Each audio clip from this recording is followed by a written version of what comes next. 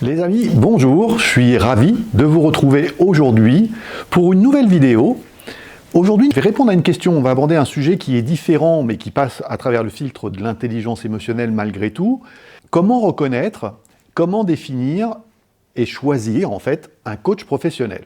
Alors c'est vrai que c'est une grande question, surtout à notre époque, puisque le mot coach, si je prends juste le mot coach tout seul, eh bien, est employé aujourd'hui dans plein de situations, pour un oui, pour un non, pour plein de choses.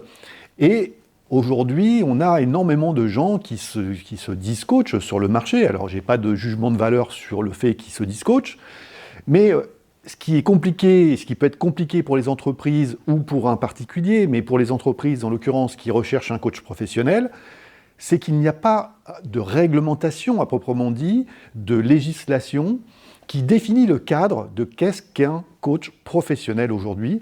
Il n'y a pas ça en France, il y en a dans d'autres pays, d'ailleurs dans beaucoup de pays vous trouvez ce cadre et cette législation, mais pas en France. Donc ça veut dire que beaucoup de personnes, beaucoup d'individus se disent coach, du jour au lendemain on peut se dire coach, en prenant une expérience de vie, en prenant une expérience quelconque. C'est évidemment compliqué parce qu'on n'a pas de repères dans ce domaine-là. Et évidemment, tout le monde vous dira que c'est le meilleur coach, etc. Donc ça, c'est pas un repère. Et ce qui est intéressant, c'est qu'encore récemment, j'ai vu sur YouTube une personne qui a fait des vidéos et qui explique comment être coach sans aucune formation. Donc vous avez des formations, et ça j'en vois régulièrement sur LinkedIn ou sur les réseaux sociaux, des formations de coach, soi-disant, en e-learning, à distance, en 3 semaines, en 1 mois, j'ai même vu du 3 jours, et on vous certifie que vous êtes coach professionnel. Eh bien, en fait, il y a un cadre quand même dans cet aspect-là, parce que quand on s'annonce coach professionnel, il faut savoir déjà qu'est-ce que c'est qu'un coach. Un coach est une personne qui va pouvoir accompagner d'autres personnes, dans les entreprises ou à titre privé, et qui va pouvoir accompagner ces personnes dans leur cheminement intérieur pour, alors vraiment, diverses raisons. Des coachs, il y en a dans plein de domaines, il y a des coachs d'équipe, des coachs dirigeants, des coachs managers, bon voilà.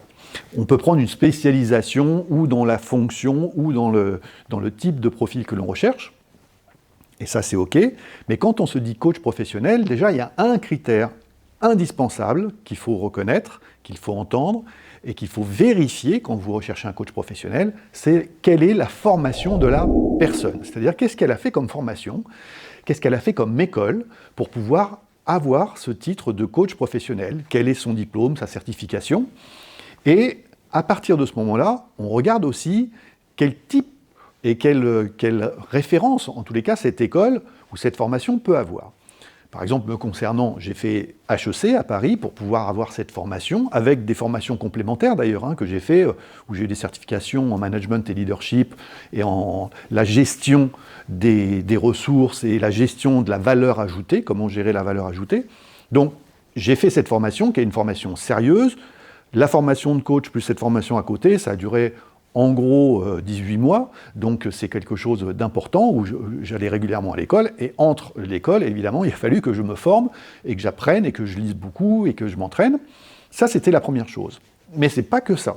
En plus de ça, toute formation digne de ce nom et sérieuse, ce qui était le cas à HEC, pour pouvoir avoir accès à cette formation, eh bien, il y avait une obligation, et j'insiste sur ce terme, une obligation de suivre en parallèle une psychothérapie. Pourquoi? Ça peut surprendre, on se dit, ah bon, il faut faire une psychothérapie pour faire un cursus de coach. Bon. Mais en fait, c'est tout à fait logique, et c'est même rassurant pour vous en tant que client. Parce que on va accompagner des gens à cheminer, à percevoir ou à se déplacer dans leur point de vue pour résoudre des problèmes, des difficultés, des conflits, des passages, des moments de vie qui peuvent être difficiles, professionnels ou personnels, mais des moments de vie compliqués, ou gérer des émotions, ou gérer des choses qui peuvent être un peu compliquées, ou à y voir plus clair dans une situation. Et comment faire ça avec les autres si soi-même on n'est pas au clair avec soi, c'est-à-dire qu'on n'a pas fait ce cheminement soi-même, en tous les cas qu'on n'est pas encore même sur ce cheminement, parce que Et ça, c'est un point de vue que je vous partage, mais c'est un chemin qui dure toute sa vie si on le souhaite, parce que on peut toujours avancer. Et donc, c'est intéressant de voir que, et je vous laisse juge, mais de voir que des gens s'annoncent coach sans avoir ni de formation digne de ce nom, ou des formations rapides, de 3 mois ou 4 mois, et sans avoir eux-mêmes suivi une psychothérapie qui permet de déceler en eux les travers et les choses qui sont à corriger, à acheminer pour évoluer. Ça me paraît compliqué. Et peut-être, c'est à vous de voir aussi, mais il y a aussi un aspect dangereux qui peut être dans cette pratique si on n'a pas une formation solide.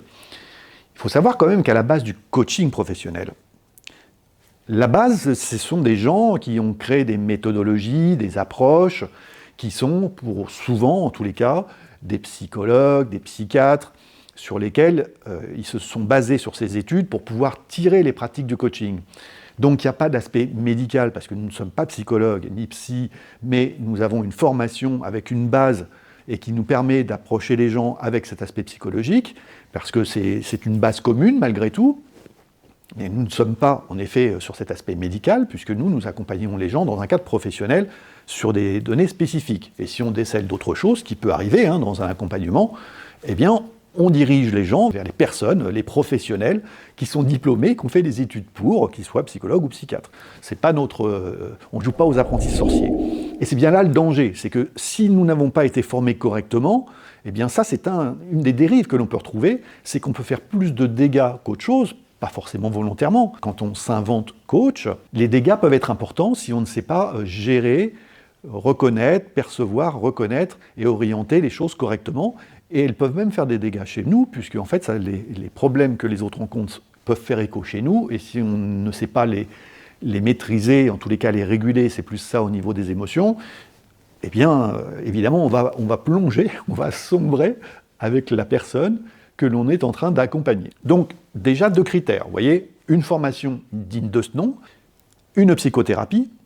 Ensuite, il doit y avoir de la formation continue, c'est-à-dire que la personne doit continuer à se former sur différents sujets, un peu comme un médecin, je dirais, ou comme toute personne qui doit apporter ses services à d'autres.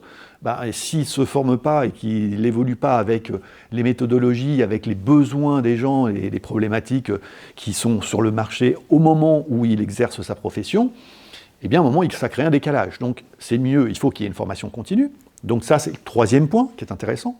4e point important que vous pouvez vérifier aussi, que vous devez vérifier si vous cherchez un coach professionnel, est-ce qu'il est supervisé?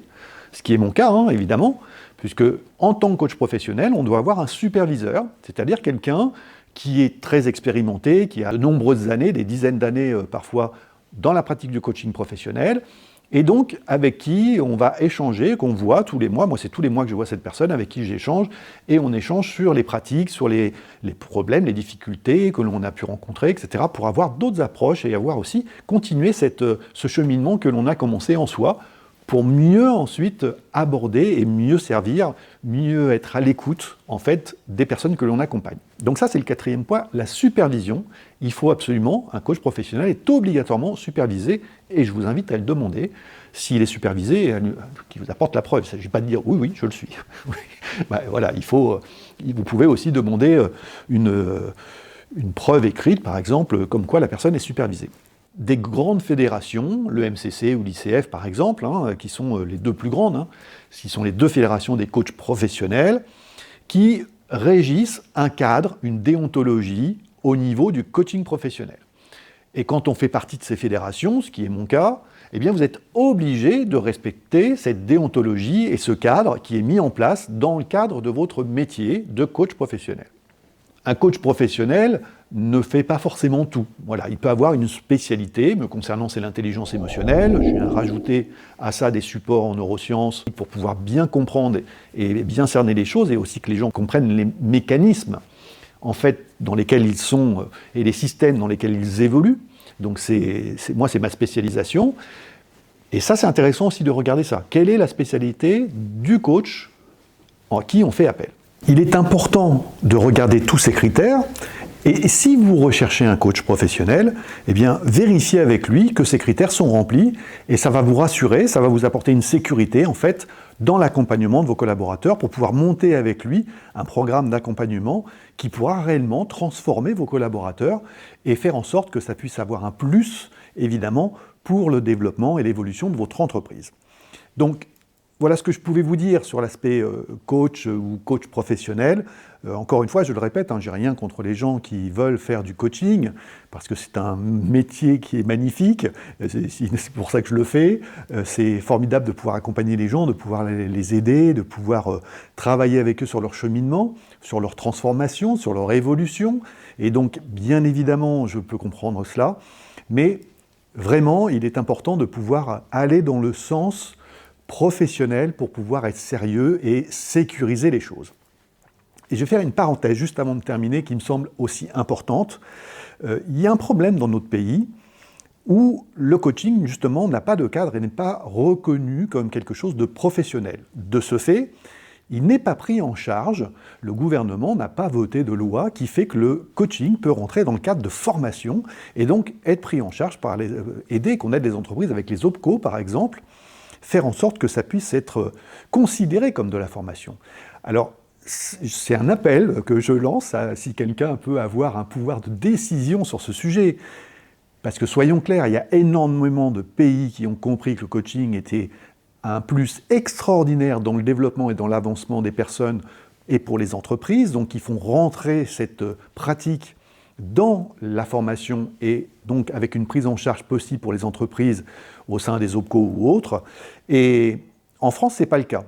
Pourtant, tous nos dirigeants politiques sont eux-mêmes accompagnés, coachés, et donc savent parfaitement que le coaching est quelque chose qui est extrêmement important et peut apporter énormément de choses dans la conscience qu'on peut avoir sur les choses, et donc apporter ça dans les entreprises. Donc, je ne comprends pas pourquoi en France on a ce retard, alors qu'énormément de pays ont fait cette démarche et ont compris que c'était important d'inclure le coaching dans les cursus de formation et dans la prise en charge comme si c'était une formation en fait, mais une formation qui peut être individuelle. Donc voilà, c'est un message, ça serait intéressant qu'on évolue sur ce sujet et qu'on avance pour bien référencer le coaching professionnel dans notre pays. Merci si quelqu'un m'entend de faire passer le message.